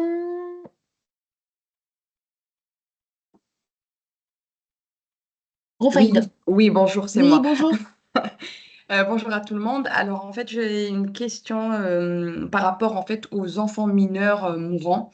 Est-ce qu'on peut parler, puisque les directives anticipées, c'est pour les majeurs, est-ce qu'on peut parler de directives anticipées pour des mineurs voilà, en fin de vie? Est-ce que les parents peuvent donner leur avis? Parce qu'il y en a qui diraient, voilà, j'aimerais que mon enfant ne souffre pas, ceci, cela. Et comment ça se passe aussi quand ces parents n'ont pas l'autorité parentale, non plus l'autorité parentale? Alors, effectivement, les directives anticipées, elles sont faites pour les majeurs. Quand on est en pédiatrie, alors je ne parle pas des parents qui n'ont pas l'autorité parentale, eh bien c'est aussi quelque chose qu'on co-construit avec l'enfant quand il est en capacité de s'exprimer. Donc la parole de l'enfant est importante aussi, de pouvoir évidemment repérer ce qu'il peut dire de ses traitements quand il est en capacité de s'exprimer. Il peut exprimer des souhaits, il peut exprimer ce qui lui est pénible, il peut exprimer ce qu'il souhaite pour lui, ça sans aucun problème. Et on va bien évidemment construire un projet thérapeutique, un projet de soins avec les parents, alors qu'on ne va pas appeler directive anticipée, mais qu'on va appeler aussi des souhaits thérapeutiques. Et on va permettre aussi aux parents de leur dire qu'ils peuvent aussi écrire quelque chose, ils peuvent laisser une trace de leur souhait, de ce qu'ils veulent, mais en même temps, ils sont en capacité de s'exprimer, donc c'est l'oralité aussi qui va primer. Mais en tout cas, on sera dans la collégialité, ça sera quelque chose de construit entre l'équipe médicale, les parents et l'enfant, tant qu'il peut s'exprimer. Alors quand les parents n'ont pas l'autorité parentale, eh bien, on va en référer au juge des tutelles, hein, pour pouvoir aussi discuter, en tout cas tracer au niveau de la collégialité médicale, tracer tout ce qui doit être tracé et en référer de ce côté-là. Mais même si les parents ça dépend, n'ont pas l'autorité parentale, mais ne sont pas du tout présents, ou s'ils sont présents, même s'ils n'ont pas l'autorité, on peut aussi écouter aussi leurs paroles. Hein. Ok. Je sais pas si... Oui, ouais, c'était un petit peu ça en fait, voilà, parce que quand les parents n'ont pas l'autorité parentale, ça peut être des situations conflictuelles dans des établissements pour mineurs. Mais donc oui, ce que j'entends, c'est qu'il faut prendre aussi la parole et tracer. Et puis de toute façon, c'est l'équipe qui, en pluridisciplinaire, qui travaille le projet d'accompagnement de fin de vie. Oui. Et ne pas oublier de toute façon aussi la parole de l'enfant, parce que c'est un enfant de 3 ans et un ado de 16 ans, c'est pas la même chose. Hein. Complètement. Aussi, les équipes de pédiatrie sont en capacité, avec l'aide aussi des psychologues, d'évaluer la maturité aussi de l'enfant, qui peut faire des choix extrêmement pertinents parfois. Peut-être pas correspondre d'ailleurs avec les choix des parents. Donc il y aura aussi des situations peut-être avec des dilemmes et des conflits, hein, entre l'enfant de 16-17 ans qui pourra exprimer des choix qui ne vont pas forcément correspondre toujours avec le choix des parents non plus. Oui, complètement. Pas toujours simple. Non. En tout cas, merci beaucoup, c'est très clair, merci. Je vous en prie. Alors, on a une question dans le chat. Si la personne de confiance n'est pas disponible pour raison grave, y a-t-il possibilité d'avoir un suppléant personne de confiance? Non. Mais je suppose que du coup, ouais, il faut désigner une autre personne de confiance, en fait. Si on part du principe qu'on est en train de rechercher la personne de confiance parce que la personne malade, la personne dont on s'occupe, n'est pas en capacité d'exprimer sa volonté, on ne peut pas désigner une personne de confiance suppléante dans la mesure où on n'a pas la parole de la personne malade pour qui on est en train de réfléchir. Vous voyez ce que je veux dire? Oui, Donc, on ne peut pas avoir une on personne de peut confiance pas, ouais. suppléante. Alors, quelquefois, on a des patients qui nous disent je veux 2 personnes de confiance.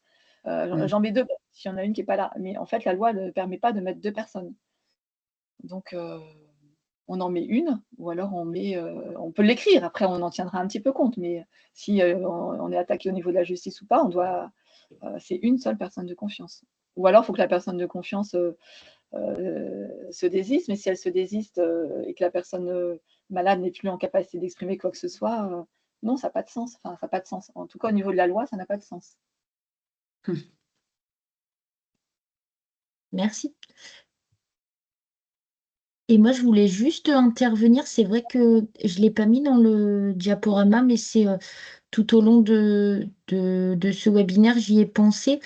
Si vous allez sur le site santébd.org, en fait, il y a une petite BD sur les directives anticipées où en fait, vous pouvez personnaliser la BD. Donc, vous pouvez choisir votre patient. Est-ce que c'est une femme, un homme? Est-ce que c'est une femme âgée, un homme âgé? Vous pouvez choisir si la personne a un handicap moteur, par exemple. Et ensuite, vous pouvez du coup regarder la BD et enregistrer votre BD en fonction de votre personnalisation.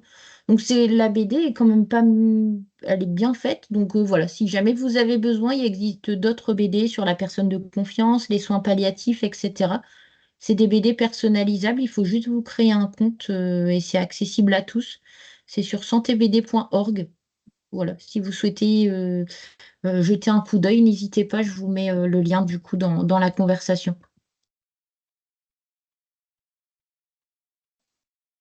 Après, ce que je voudrais aussi peut-être rajouter, je n'ai peut-être pas assez insisté, c'est sur le côté les directives anticipées, on a l'obligation de les présenter, de dire qu'elles existent et qu'on peut les rédiger et qu'on peut les formaliser. Mais attention, il n'y a aucune obligation à les écrire, hein.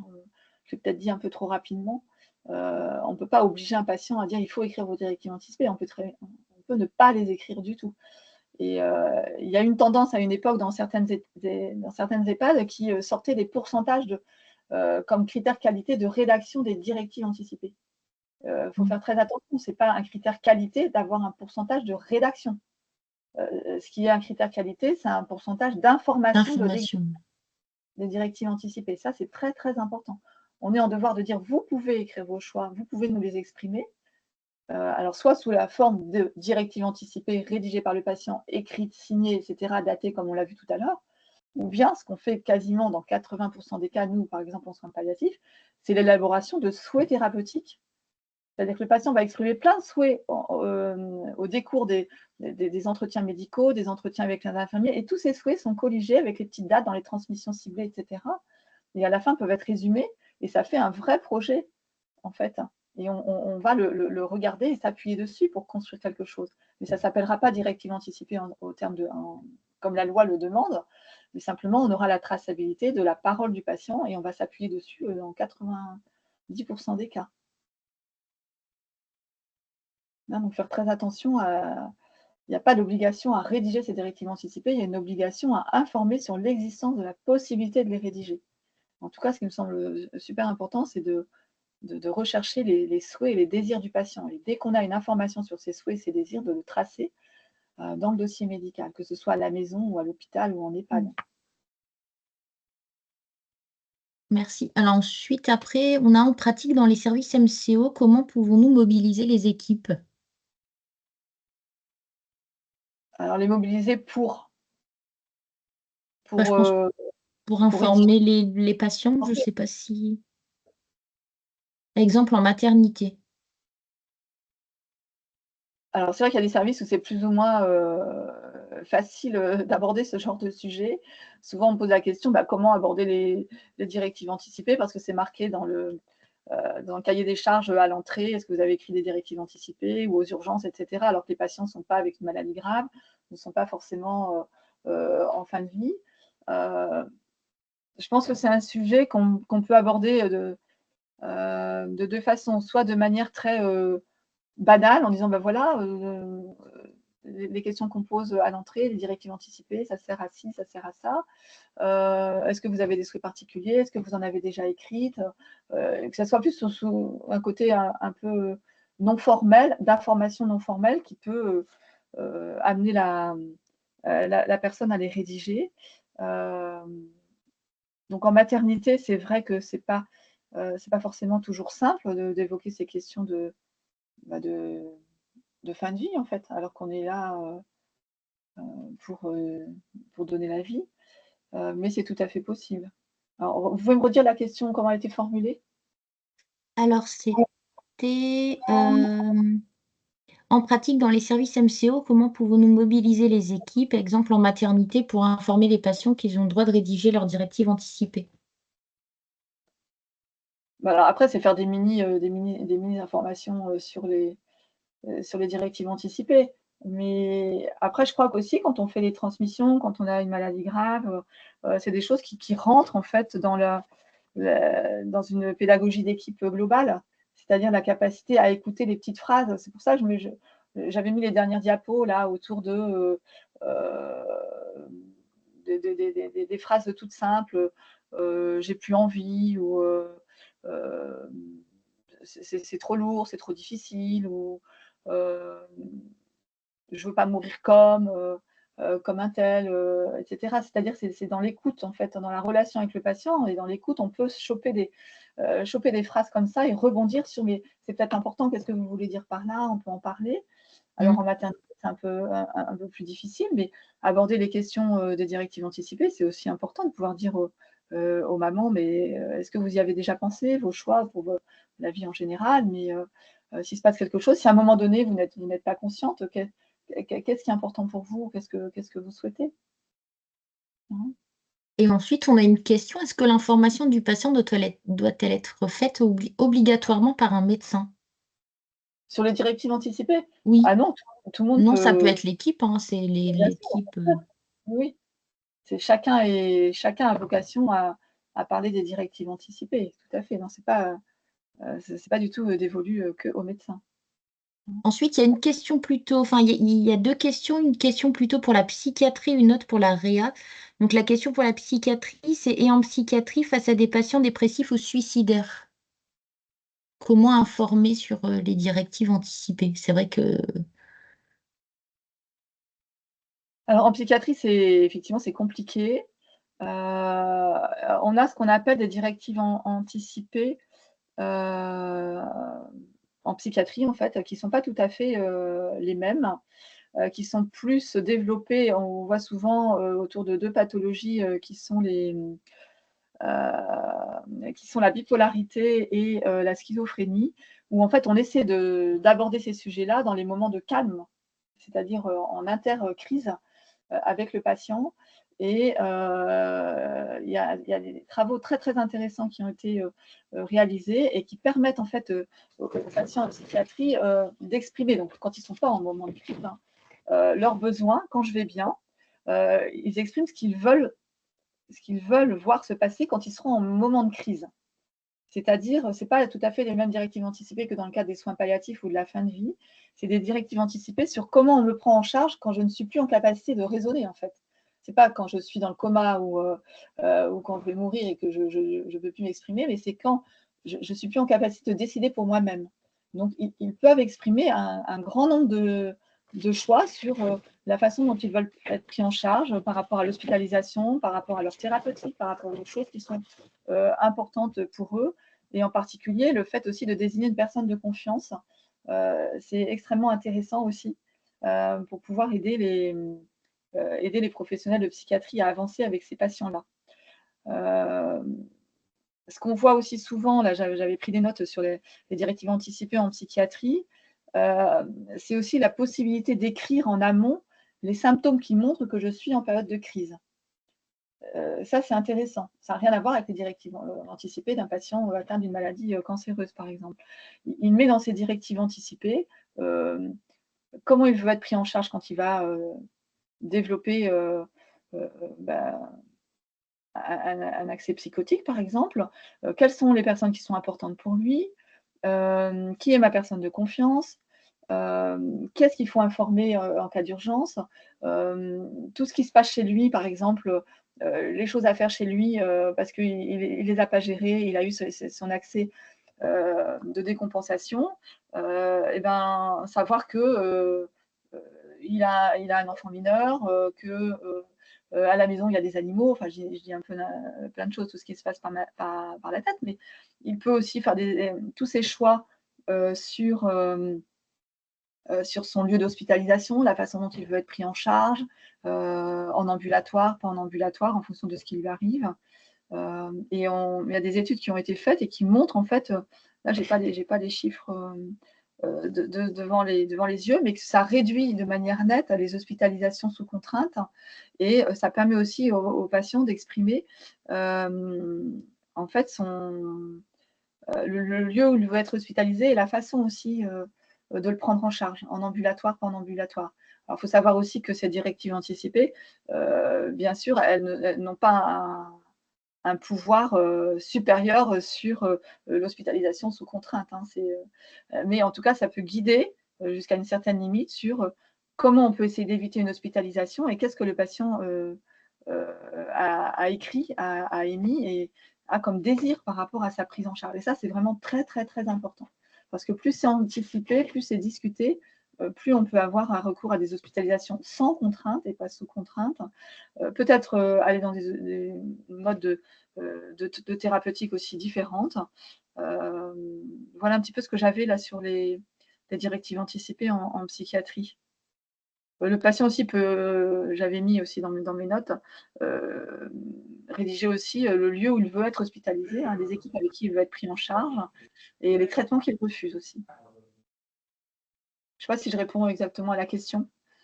qui avait dit… C'est moi qui ai posé la question. Je me permets juste déjà de vous remercier pour toutes ces précisions parce que c'est vrai que c'est quelque chose qui pour nous n'était pas clair. On était vraiment sur la fin de vie. Et alors, comment aborder la fin de vie face à quelqu'un qui justement souhaite mourir? C'est un petit peu compliqué en psychiatrie. Et du coup, en fait, vous m'éclairez beaucoup parce qu'on peut vraiment axer la directive anticipée sur les souhaits et la volonté en termes de prise en charge vraiment de la maladie psychiatrique et pas forcément sur la partie fin de vie. Alors là, je n'ai pas forcément devant les yeux les références, je ne sais plus si je l'ai mis dans la biblio ou pas, mais il y a vraiment des articles qui ont été écrits sur les directives anticipées en psychiatrie, hein, et c'est très, très, très intéressant, vraiment. D'accord. Parce qu'il y a une réduction, il y a des études qui ont été faites qui montrent une réduction des hospitalisations et des soins sous contrainte, et une diminution des pratiques, entre guillemets, coercitives.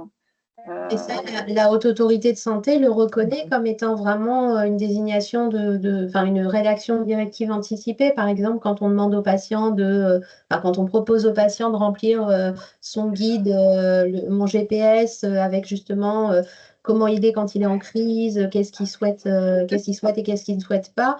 La Haute Autorité de Santé en tient compte comme un recueil de directives anticipées.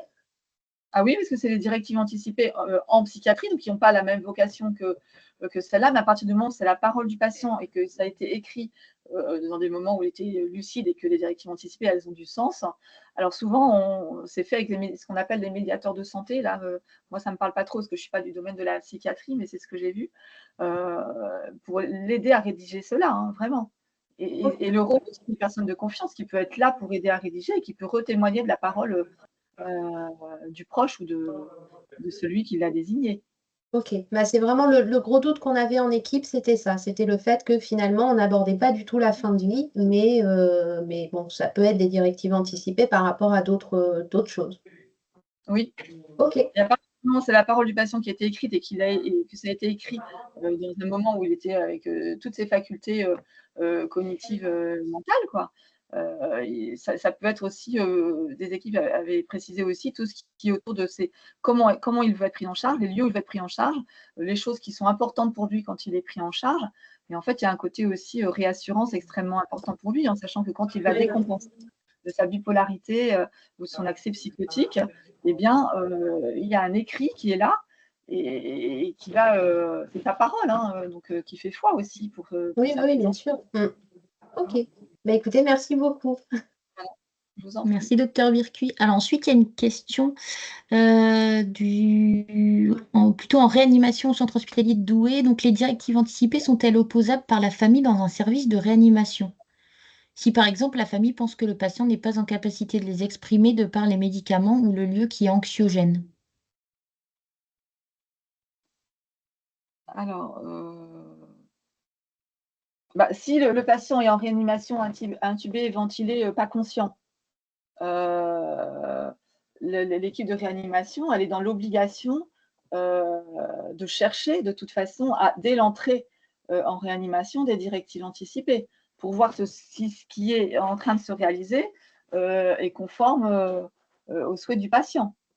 Donc, les directives anticipées, la problématique en réanimation, c'est est-ce qu'on a accès aux directives anticipées? Est-ce qu'on les retrouve? Est-ce que le patient a ses directives dans sa poche? Est-ce qu'il est arrivé parce qu'il a été renversé par une voiture? Est-ce qu'il est arrivé parce qu'il est au décours d'une maladie chronique, il vient d'un service d'hospitalisation, on a déjà peut-être recueilli ses paroles, etc. Mais en tout cas, on doit les rechercher absolument. Et si on a un patient qui a mis qu'il refusait toute intubation, ventilation, réanimation artificielle, nutrition artificielle, j'en sais rien, et que c'est écrit, après, la difficulté pour le réanimateur, c'est de voir si la situation actuelle, ce qui arrive là, correspond à l'évolution d'une maladie et aux souhaits que le patient avait écrit à un moment donné. Donc, c'est dans la ligne de l'évolution, je dis peut-être un peu n'importe quoi, mais de sa pathologie cancéreuse, et qu'il avait mis qu'il ne voulait pas être réanimé, intubé, ventilé, etc., dans le cadre de l'évolution de sa pathologie. Ou alors, c'est un patient qui a fait un événement intercurrent qui n'a rien à voir avec sa pathologie et à la rédaction de ses directives anticipées. Et là, ça va être tout le travail de l'équipe de réanimation de dire, voilà, les directives anticipées, est-ce qu'elles sont dans quelque chose dans la suite d'une pathologie, d'une évolution normale, et on applique ces directives anticipées, elles nous semblent complètement adaptées, ou bien il y a un autre événement qui est arrivé, et on ne voit pas le lien entre cet événement et ces directives anticipées. Et on peut se poser des questions en tant que réanimateur, donc de remettre en question ces directives anticipées. Mais là, c'est extrêmement difficile. Le patient a dit qu'il ne voulait pas être intubé, ventilé, etc. Et ce qui fait que là, tout le travail de l'équipe de réanimation, c'est de décortiquer la situation clinique actuelle pour dire pourquoi ils ne répondent pas aux directives anticipées. Donc là, avec des réunions collégiales, avec une argumentation extrêmement précise de pourquoi on continue notre réanimation totale. Je ne sais pas si je réponds à la question. Alors, je vois que le service de réanimation de Douai a levé la main. Vous pouvez prendre la parole si vous le souhaitez. Oui, bonjour, est-ce que vous m'entendez? Oui. Oui, moi, je m'entends. Bonjour madame. En fait, la question était, le patient, une fois qu'il est réveillé, il n'est pas sédaté ni intubé, c'est de savoir si par la suite, il souhaite, rédiger ses directives anticipées en réanimation, en fin de prise en charge aiguë de réanimation. Est-ce que la famille peut nous opposer, nous dire non, en fait, le patient, il veut rédiger, mais en fait, il n'est pas en capacité parce qu'il est dans un service anxiogène, il est en fin de sédation. Qu'est-ce qui nous prouve qu'en fait, il n'est pas encore sédaté et qu'il a bien toutes les capacités? Vous voyez, c'est plutôt ça, en fait. Ah oui, bah à ce moment-là, non, le patient, si le patient, vous jugez qu'il est en capacité de rédiger ses directives anticipées, il peut le faire même en réanimation, au contraire. Nous, on a un patient qui était en réanimation, je ne sais plus sa pathologie exacte, en tout cas, il avait été en réanimation intubé, ventilé, il a été réveillé sur sa détresse, et une fois réveillé, oui, ça devait être un insuffisance respiratoire chronique très, très évolué. Bref, il passe le cap de la réanimation, il n'avait jamais écrit de directive anticipée, et en réanimation, suite à ce qu'il a vécu, il était au fauteuil, etc., post-réa très lourde. Je crois c'était un patient qui était trachéotomisé, mais qui ventilait naturellement. Et il a pu dire, je veux écrire mes directives anticipées, en tout cas, je ne veux plus jamais être réanimé. D'accord. Okay, donc il a écrit ça en réanimation, et il y avait son conjoint qui était là et qui a dit, mais non, c'est pas possible, et qui était sa personne de confiance. Et donc, le conjoint qui était sa personne de confiance dit, mais tu peux pas écrire ça, tu peux pas me demander ça. Moi si t'arrive quelque chose, je vais demander à ce qu'on te réanime. Et là, on voyait toute la difficulté de cette personne de confiance, mais le patient dit, non, moi, je ne veux plus revivre ça, je ne veux plus être réanimé.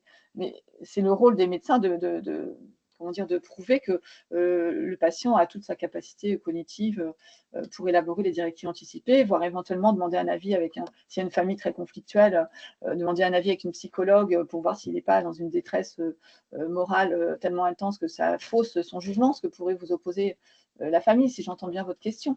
Mais Oui, les directives anticipées peuvent être rédigées en réanimation. Un patient peut dire... en tout cas, nous, ça s'est passé comme ça, et ça s'est très bien passé, et toute la discussion avait été d'accompagner en fait la personne de confiance pour lui expliquer que si elle reste personne de confiance, elle devra exprimer à un moment donné que son proche ne souhaite pas être réanimé s'il lui arrive une détresse respiratoire majeure dans le cadre de l'évolution de sa pathologie. Et c'était plus un travail avec la personne de confiance d'ailleurs, pour qu'elle soit en capacité de retransmettre les volontés du patient, ou alors d'abandonner son rôle de personne de confiance. Très bien, merci beaucoup madame. Je vous en prie. Merci beaucoup. Docteur Bircuit, je ne sais pas si vous avez encore 5 minutes, il reste 2 petites questions. Oui, je veux bien. Oui. Alors, il y a juste, en fait, il y a une personne qui nous demande, on nous demande une preuve d'information donnée aux patients. Souvent, nous leur en parlons, mais ils ne s'en rappellent pas. Nous avons donc réalisé un document écrit où le patient est informé de son droit à la rédaction et sur ce que sont les directives anticipées. Ce document nécessite la signature du patient. Ces transmissions ciblées dont vous parlez peuvent être faites et sont intéressantes, mais que valent-elles légalement sans signature? Alors, je ne sais pas si la personne qui a posé la question soit peut-être intervenir pour peut-être un peu plus. Oui, bonjour, c'est moi. Bonjour. Je travaille dans une unité de dialyse.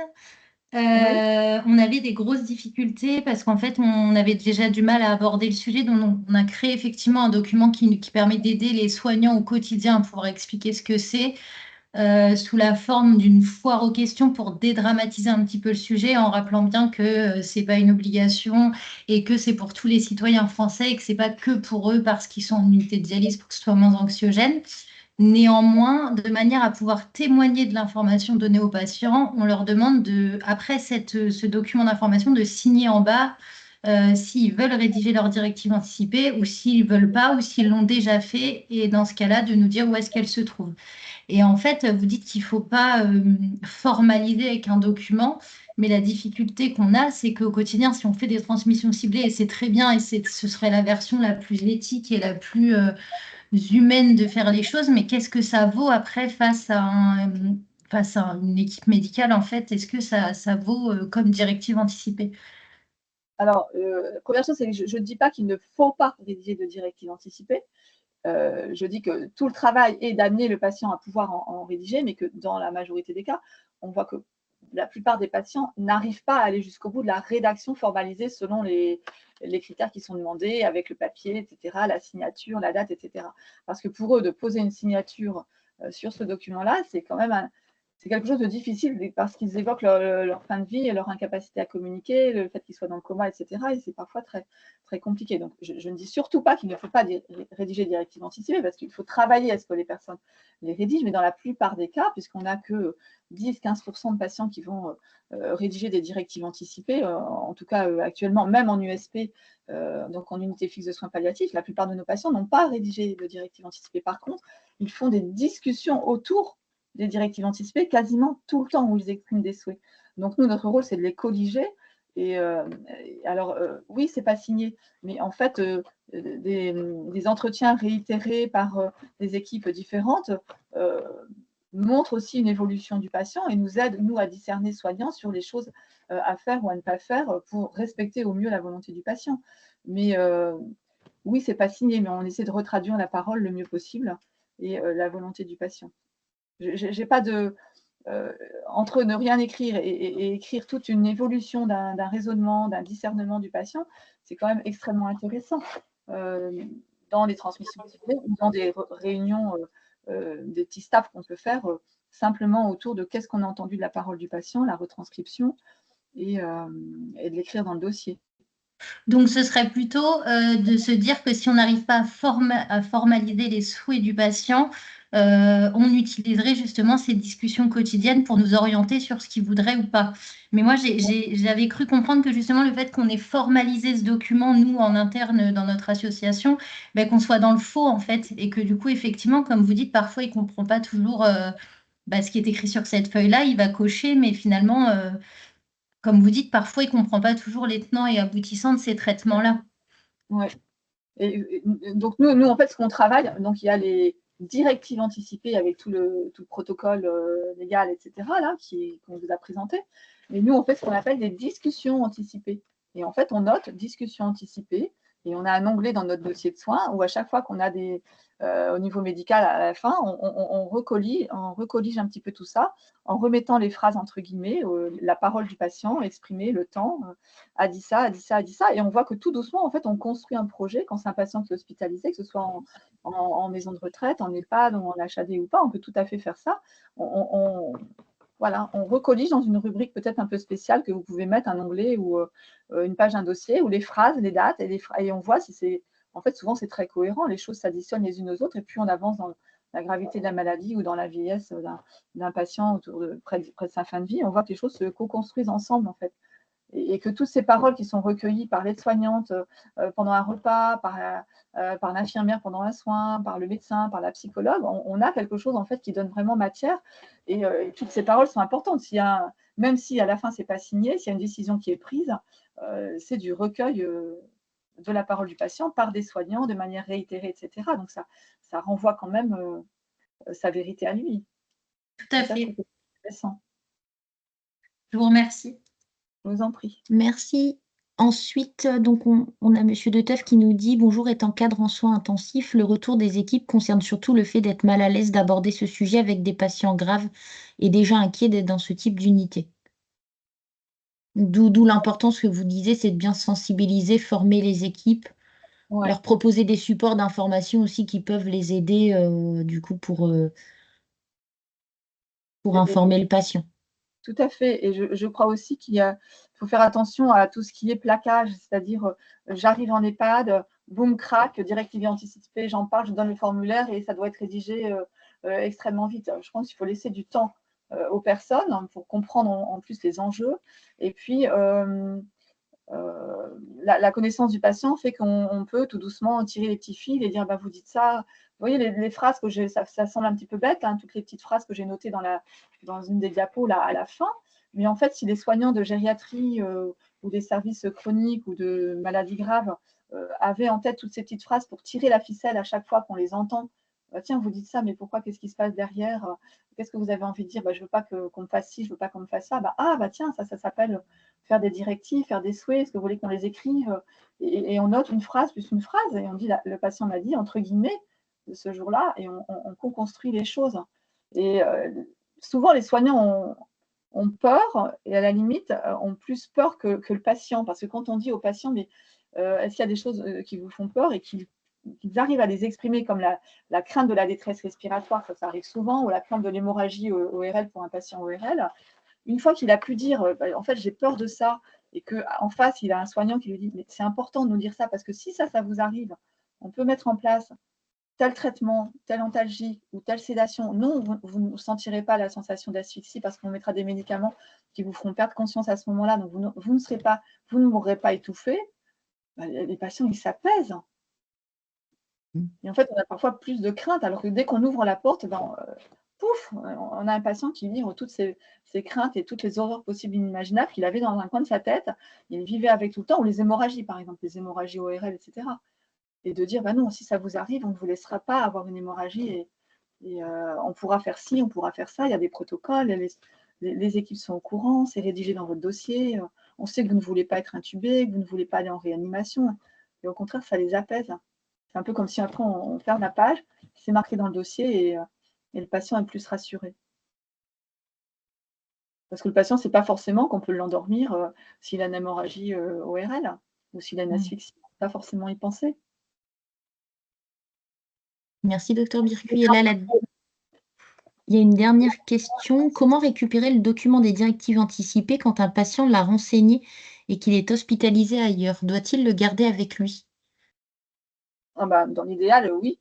Ou en tout cas, il faut que des gens, ou s'il est accompagné, il faut que sa personne de confiance ou ses personnes proches sachent exactement où elles sont rangées. Si c'est caché sous le lit, si c'est dans le placard, je ne sais pas moi. Parfois, il y a des idées un peu particulières. Hein. Donc, le médecin traitant, le mieux, c'est souvent de donner un exemplaire au médecin traitant parce que les équipes médicales vont chercher les référents médicaux et appeler le médecin traitant en demandant est-ce que vous êtes au courant, est-ce qu'il a écrit quelque chose. Donc, le mieux, c'est de dire où est-ce qu'elles sont cachées, effectivement. Oui, c'est vrai. Puis, il y a une personne qui indique peut-être sur mon espace santé aussi. Je pensais aussi à cela. Ouais. C'est vrai. Eh bien, écoutez, merci beaucoup, docteur Bircuit, pour votre présence et votre présentation ce midi.